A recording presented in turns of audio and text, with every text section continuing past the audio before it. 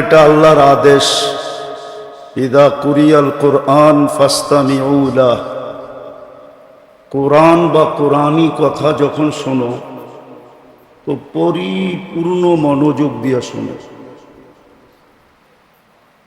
দ্বিতীয় অনুরোধ থাকবে পরিবেশটা যেন নীরব নির্জুম থাকে, এটাও আল্লাহর আদেশ। ওয়া আনসিতু লাহ, বিলকুল নির্জুম। তাইলে কিন্তু রহমতের ছোঁয়া আমাদের সাথে থাকবে। ছোঁয়া না, বরং রহমত দ্বারা আমরা ঢাকা থাকব। কিছু জিনিস আছে সংযোগ থাকলে চলমান থাকে, আর সংযোগ না থাকলে চলমান থাকে না।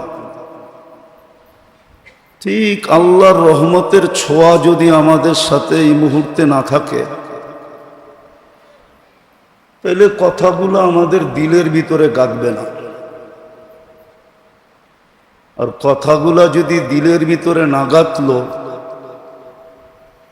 তাইলে কিন্তু জীবনে পরিবর্তন আসবে না, রং আসবে না। রং যেমন জিনিস মানুষ ক্রয় করে, প্রত্যেকটা জিনিস মানুষ কিনে কোয়ালিটি দেখা, ফুলের দিকে আকর্ষিত হয় রং আর ঘ্রাণ দেখা। এরকম কারো না কারো দিকে মানুষ আকর্ষিত হয় কিছু না কিছু দেখা, ঠিক না? কথাগুলো যদি দিলে না গাঁথলো, তাহলে আমাদের ভিতরেও আকর্ষণের কিছু তৈরি হবে না, যেটা দ্বারা আমরা আকর্ষণের পাত্র হব। ইসলাহি মজলিস দুনিয়াবি কথা না, আল্লাহ আল্লাহর রসুলের কাছে আকর্ষণের পাত্র হবে। এটার জন্য আমাদের ভিতরে কিছু কোয়ালিটি লাগবে, কিছু জিনিস লাগবে, যেটার দ্বারা আকর্ষণের পাত্র হবে। নইলে রং ঢং দেখলে বেলাল রাদিয়াল্লাহু তাআলা আনহুর ভিতরে দুনিয়ার কোনো জিনিসই তো ছিল না, না রং ছিল না ঢং ছিল। ইথিওপিয়ার মানুষগুলা এখনো দেখলে হাসি লাগে। আমি অতিরঞ্জিত করতেছি না, আমি 6 বার গেছি ইথিওপিয়া। তো মাঝে মাঝে বেশিরভাগ মানুষ দেখলে হাসি আসে, মনে হয় ডাইসের ছোঁয়াই লাগায় না। নাক দেখো কেমন, পাও দেখো কেমন, ঠোঁট দেখো কেমন, রং দেখো কেমন। কিন্তু আল্লাহর কাছে আকর্ষণের পাত্র ছিল, ঠিক না? আল্লাহর রসুলের কাছে আকর্ষণের পাত্র ছিল। কেমন আকর্ষণের পাত্র ছিলেন এটা দুনিয়ার সামনে তুলে ধরার কোনো প্রয়োজন নাই। যে বেলাল রাদিয়াল্লাহু তাআলা আনহু আল্লাহর কাছে কেমন আকর্ষণের পাত্র ছিলেন, জমিনে চললে জান্নাতে পদধ্বনি হতো। নাইলে আল্লাহর রসুল কোত্থেকে এসে মেরাজের রাত্রে জিজ্ঞাসা করলেন, মা বালুকা, বেলাল তোমার অবস্থা কি? সামিতু খসখসা কদম, তোমার পায়ের আওয়াজ তো শুনলাম জান্নাতে, তাও আমার পিছে না, তাও আমার ডাইনে না, তাও আমার বামে না, বিলকুল আমার আগে আগে। তাহলে আল্লাহর কাছে যদি আকর্ষণের পাত্র না হইতো, তাহলে জমিনে চললে কি জান্নাতে পদধ্বনি হয়? এরকম বেলাল রাদিয়াল্লাহু তাআলা আনহু একা না, ওনার সাথী সঙ্গী একজন ছিলেন, হারেস বিন নোমান। বেশি প্রসিদ্ধ সাহাবী না। আল্লাহর রসুল যখন জান্নাত ঘুরতেছিলেন, সায়ের করতেছিলেন, তো ওনার কোরআনের আওয়াজ শুনতেছিলেন। তো জিবরিল আলাইহিস সালামকে জিজ্ঞাসা করছে, হারেস বিন নোমান তো দুনিয়াতে, এইখানে ওনার কোরআনের আওয়াজ? বলছে, আপনি তো রাত্রেই আসছেন তা না, তাই না? আর এখনো তো দুনিয়াতে রাত্রই। কেননা আল্লাহ ঘড়ির কাঁটাকে জগৎকে থামায়া দিছে, যে যেইখানে ছিল ওইখানেই দাঁড়ায় আছে। আজকে আপনার জন্য সিস্টেম অফ। হারেস বিন নোমান ডেলি রাত্রে তাহাজ্জুদে কোরআন পড়ে আর আমরা জান্নাতে শুনি, আপনি তো আজকে শুনলেন। কেমন আল্লাহর কাছে আকর্ষণের পাত্র ছিলেন। বেলাল রাদিয়াল্লাহু তাআলা আনহু শারীর লোকই ছিলেন, গরিব ছিলেন, নিতান্ত গরিব। তো বংশ বুলি রূপ রেখা দ্বারা কেউ আকর্ষণের পাত্র হয় না। আকর্ষণের পাত্র তো হয় ভিতরের রঙের দ্বারা। কি ভিতরের ভিতরের আর ভিতরের রঙের দ্বারা হয়। আর যখন ভিতরে রং আসে তখনই এক সময় বাইরে এটা ফুটা ওঠে।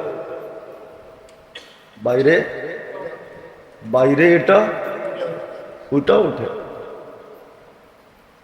গোলাপের প্রথম ভিতরে রং আসে, তারপরেই এটা বাহিরে ফুটা ওঠে। তো ভিতরে রং আটলেই বাহিরে ফুটা ওঠে। সত্য এটাই, আগে ভিতরে রং আনতে হবে। ভিতরে যখন রং আসবে তখন বাহিরে ফুটা উঠবে। আল্লাহওয়ালাদের জিন্দেগি এটাই। হাফেজ হুজুরের জিন্দেগি বলতেছিল না, হযরত মাওলানা সাঈদ মেসবা সাহেব বলতেছিলেন না, আমরাও হাফেজ হুজুরকে দেখছি। কামরাঙ্গীরচর আসলে এখনো আমার হাসি লাগে, যে দেখলাম কি, হইলাম কি, হইল কি। আপনাদের এই জায়গাটা দেখলো হাসি লাগে। দেখলাম কি, ছোটবেলা, আর হইল কি। কেননা অনেক সময় তো এইখান দিয়ে পার হইতাম হাঁটতে হাঁটতে। নদী এত শুকাইতো যে নৌকা থাকতো না। বিডিআর 1 নম্বর গেট, ওইখান দিয়ে একটা বটগাছ ছিল, জানি না এখন আছে কিনা। নদীর পারে ইট বালু বিক্রি হতো, ওইখান দিয়ে পার হয়ে পাতাইলা কামরাঙ্গীরচর মেরা দিতাম নুরিয়া মাদ্রাসা। তো হাফিজ হুজুর রহমতুল্লাহ আলাইহি বাস্তবিক ভিতরে ছিল রং, বাহিরে ওটা ফুটা উঠছে। রংটা কোথায় ছিল? আল্লাহওয়ালাদের রং ভিতরে হয়, তারপরেই ফুটা ওঠে। রাবেয়া বসরিও রহমতুল্লাহি আলাইহা, রাবেয়া বসরির বাড়ি আর বেলাল রাদিয়াল্লাহু তাআলা আনহুর বাড়ি 1 থেকে 1.5 ঘন্টার দূরত্ব। কিন্তু রাবেয়া বসরির নাম এখনো শুনলে মহিলারা চুমা দেয়। রাবেয়া বসরিও কৃত দাসী ছিল, ওর ভিতরটা রঙিন ছিল। আজকে আমাদের ভিতরে রং নাই, সব রং উপরে। সব রং কি? সব রং। যুবকের যৌবনের রং উপরে, ভিতরে নাই। ভিতরে যদি যুবকের রং থাকতো তাহলে জমিনও যুবককে সেলুট দিত, সেলুট। হাদিসে আছে, জমিন দিয়া হাঁটলে জমিন বলে, মাথা মাসিরু কাফি বাতনি, তুমি আমার পেটে কবে আসবে, তোমাকে আপ্যায়ন করবে। জমিনও সেলুট দেয়। রাস্তাও অন্য রাস্তার উপরে গৌরব করে, দেশও অন্য দেশের উপরে গৌরব করে, মহাদেশও অন্য মহাদেশের উপরে গৌরব করে। কি আপনার কি বিশ্বাস হয় না? এশিয়া মহাদেশ সারা দুনিয়ার উপরে গৌরব করে। প্রথম তো গৌরব করে এশিয়া, যে আমার কোলের ভিতরে হইল মক্কাতুল মুকাররমা। সৌদি আরব এশিয়ায় না, না ইউরোপে, না রাশিয়ায়, কোথায়? তো এশিয়া সর্বপ্রথম গৌরব করে আমার পেটের ভিতরে কি? মক্কাতুল। দ্বিতীয় গৌরব করে আমার পেটের ভিতরে মুহাম্মাদুর রাসূলুল্লাহ। আপনার কি বিশ্বাস হয় না এশিয়া যে সারাদিন গৌরব করে? না বিশ্বাস হয় না? হ্যাঁ, বাকিদের কথা বাদেই দিলাম। এশিয়া সারা মহাদেশের উপরে গৌরব করে যে আমার পেটে বাইতুল্লাহ, আইনামা তুয়াল্লু ফাতাম্মা ওয়াজহু, আমার পেটের ভিতরে বাইতুল্লাহ, যেখানেই হও ওইদিকে মুখ করো, যেখানেই হও ওইদিকে মুখ করো। আর এর চেয়ে বড় হইল আমার পেটের ভিতরে মুহাম্মাদুর রাসূলুল্লাহ।